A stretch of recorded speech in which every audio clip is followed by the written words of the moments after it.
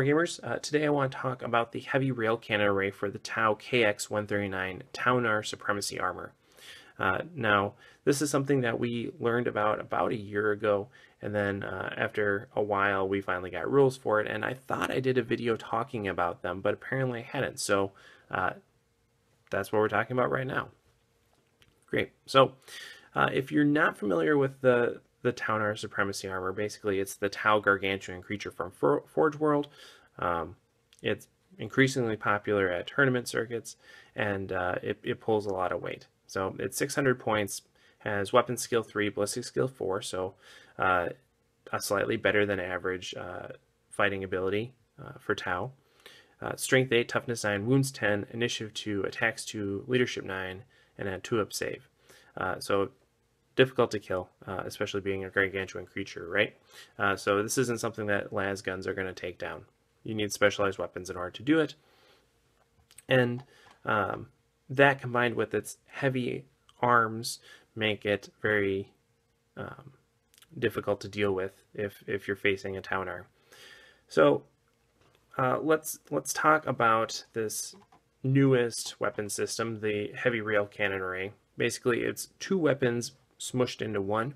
The first part is the heavy rail cannon, which is 120-inch range, strength D, AP 1, ordnance blast, and then it has this rule called mass induction targeting, where when you fire against a super heavy or a gargantuan creature, you roll 2 weapons on the destroyer weapon attack table instead of just 1. So this increases your ability to take out these high priority multi-wound targets by rolling a 6 on the destroyer table, and that's extremely valuable in those situations, right? The second half of that weapon is our cluster shells, which have a range of 36, strength 6, AP 4, and then it's apocalyptic barrage 4 with pinning. So without comparing it to anything else, the stats of this particular weapon are kind of in a weird place for me, right? So it's a 3-inch blast, but if you get hit with that 3-inch blast, it's going to hurt, right? So there is a certain amount of risk. So in order to use this weapon right away, it seems apparent that you need to have, sufficient plus a little bit extra marker light support, because without the marker light support, this is not going to work very well. And if you're firing this shot, you really need it to go. Additionally, when thinking about what types of armies you're going to want to employ this against, there are relatively few places where it's going to be the best option. Yes, strength D is always good, but a 3-inch template strength D for 600 points is probably not the most efficient thing. You could do similar things with other weapons. Granted, you would not have the durability of a gargantuan creature, but a 3-inch template is, you're only going to get a few models underneath that, unfortunately. The cluster shells, the strength 6 AP 4 apocalyptic barrage, that does help, right? Because you can get additional models underneath that, but it is only AP 4, and for a gargantuan creature, I'm looking for something that can hit a bit harder than that, or hit a lot more models.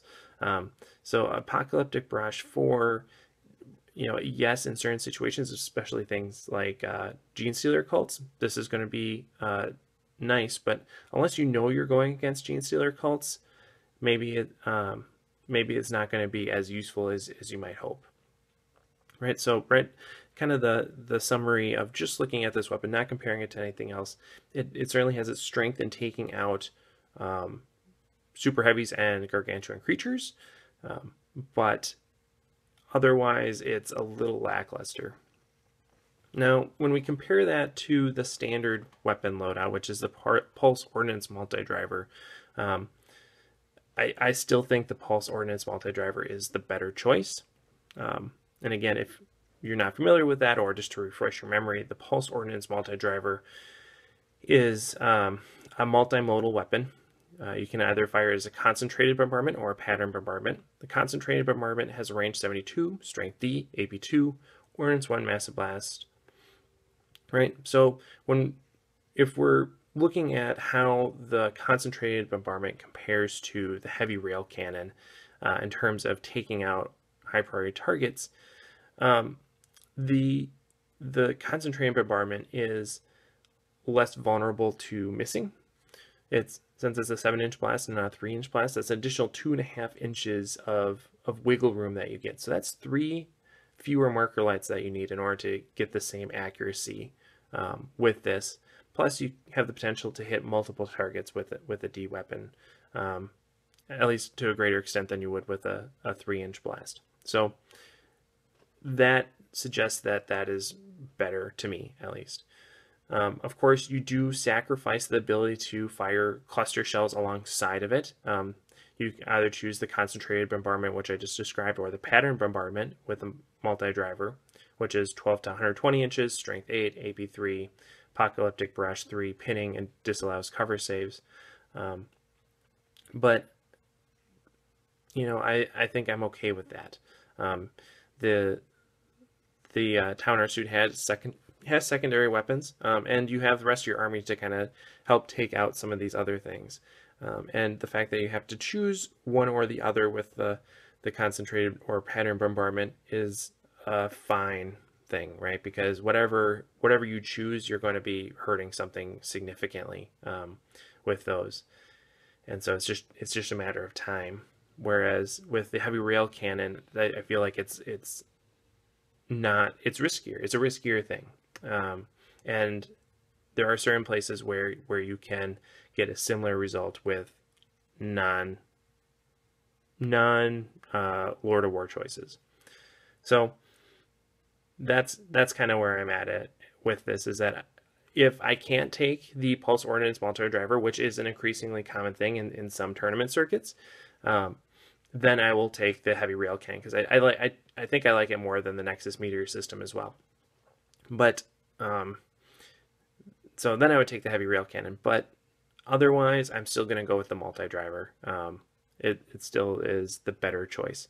So let me know what you think in the comments below. If you've gotten to put one of these on the field, I'd love to hear about it. And of course, happy wargaming.